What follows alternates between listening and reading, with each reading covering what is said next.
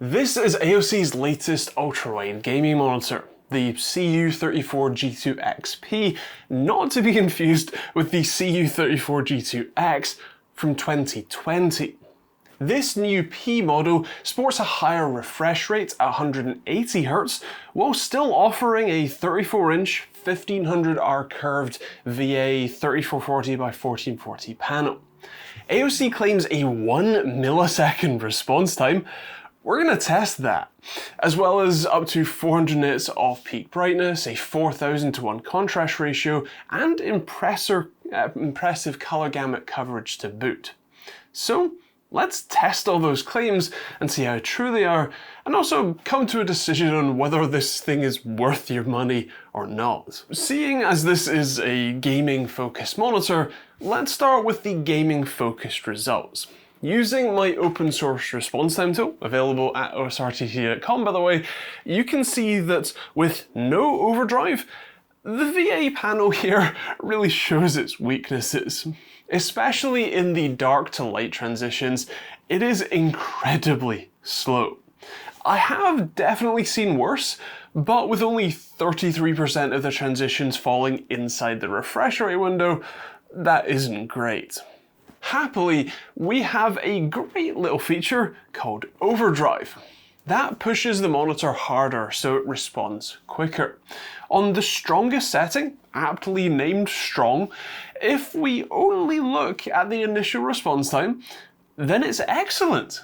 The average drops to just 2.9 milliseconds. That's still 3 times higher than the claimed 1 millisecond figure, but it's still pretty great. 90% of the transitions are inside the refresh rate window. So that's excellent, right? I mean, just maybe don't look at the middle table there. Just ignore all of that red. Yeah, no, it's not fine. It's one of the worst heat maps I've seen for overshoots in quite a while. Just to emphasize this, here is some high-speed footage of that overshoot happening. It looks awful. Although, because the panel is so slow on darker shades, the overdrive ends up being quite different depending on what shade it's transitioning between. To swap back to the response time charts, looking at the perceived response time, as in including that overshoot time, the average actually exceeds the no overdrive time at 8.11 milliseconds. That's not great. Happily, the medium setting is much better. It still isn't perfect, averaging around 5.6 milliseconds, but it removes functionally all of the overshoots.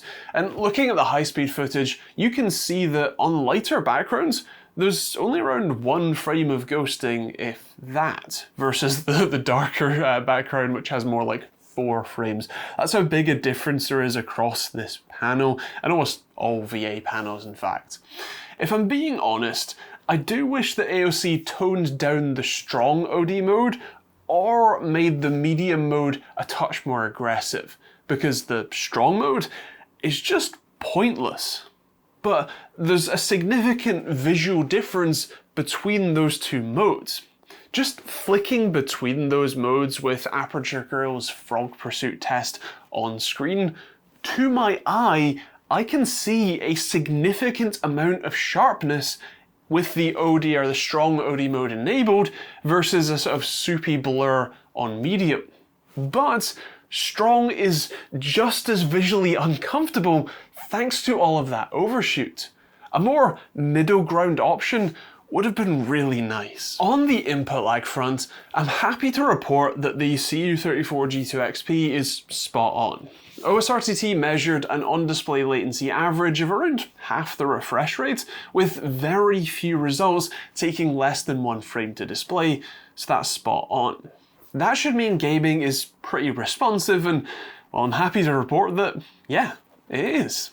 While the response times can be a bit of a hindrance, this isn't an esports display, and so for the vast majority of games, it's a perfectly playable experience.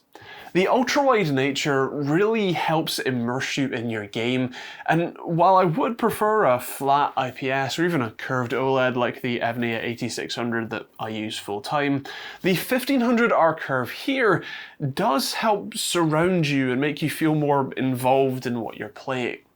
The only downside I had was from at least that curve is that with all of my studio lights on, well, the curve really helped sort of that glare get into my eyeballs at pretty much any angle and make it kinda hard to see what was going on. Actually, part of that might have been the brightness. See, while AOC claims that this can do up to 400 nits of peak brightness, my Spider X2 could only measure around 350 nits at peak. That's fine for most usage, although if you are in a brighter environment, it might struggle a little. It did beat the claimed 4000:1 contrast ratio though, with a maximum of 6830:1 in my testing at 50% brightness, and actually even at 100% brightness it still beat the claimed figure at 4930:1. Interestingly, the backlight isn't at least very even or uniform. My testing showed that it's much brighter at the top of the display and gets progressively dimmer towards the bottom, to the tune of 18% dimmer in the bottom right corner. That's under 300 nits down here and 364 nits up in the top left. I can't say for sure if this is an issue with just my monitor or a wider issue with this sort of type of panel, but I thought it was worth mentioning. To the eye though, that difference isn't obvious. Lastly, there is the color accuracy. This is actually pretty good, with an average delta E of 1.73, with only a couple of the darker greys being outside the delta E of 2 targets, so not bad. As for the inputs, you get 2 HDMI 2.0 ports, 2 DisplayPort 1.4 ports, and a 4-port USB 3 hub, with the yellow port being for charging. While it is a shame that this doesn't come with the higher spec HDMI 2.1 ports, I'm not all that worried. Because this is an ultra-wide, console support isn't a big deal or a big concern, and so using DisplayPort instead or as your primary display input shouldn't be a big problem. In fact, I prefer using that instead anyway. As for the on-screen menu, this is AOC's older, more basic design. It's controlled with downward-facing buttons that are painfully slow to respond, so it really isn't all that convenient to use. Luckily, after the initial setup, you're unlikely to be digging through the menu anyway, so it's not a big deal. You can also use AOC's G-Menu software to control most of the settings from Windows. Physically, this is pretty typical for AOC. It's got some red accents both on the front and on the back, and otherwise it's just dark grey plastic like usual. The stand is decently stable and offers a bit of adjustment in height, tilt and swivel. Personally, I would say that the monitor is just a bit short, being below my comfortable eye level even with a raised desk.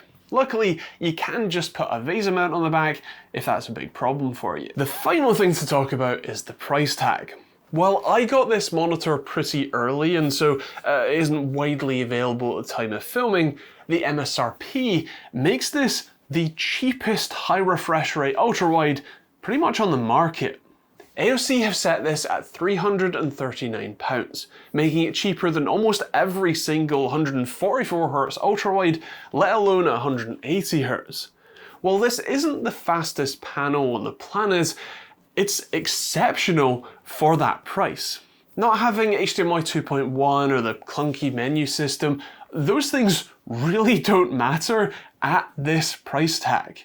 Naturally, this gets a solid recommendation for me, and while it might not be available if you're watching this as the video goes straight up, I'll still leave a link to it in the description if you want to check it out and maybe pick one up yourself. Otherwise, if you want to be able to test monitors like this or even mice peripherals and stuff, I make both the open source response time tool and the open source latency testing tool, and they're both available at osrtt.com. You can also hit the subscribe button if you want to see more videos and reviews like this. In fact, I have a couple of other AOC and Philips monitor reviews coming up very shortly, so stay tuned for that. And you can also check out plenty of other videos on the end cards. There'll also be a load of other links in the description if you want to support the channel, but otherwise, thanks for watching, hope you enjoyed it, we'll see you all in the next video.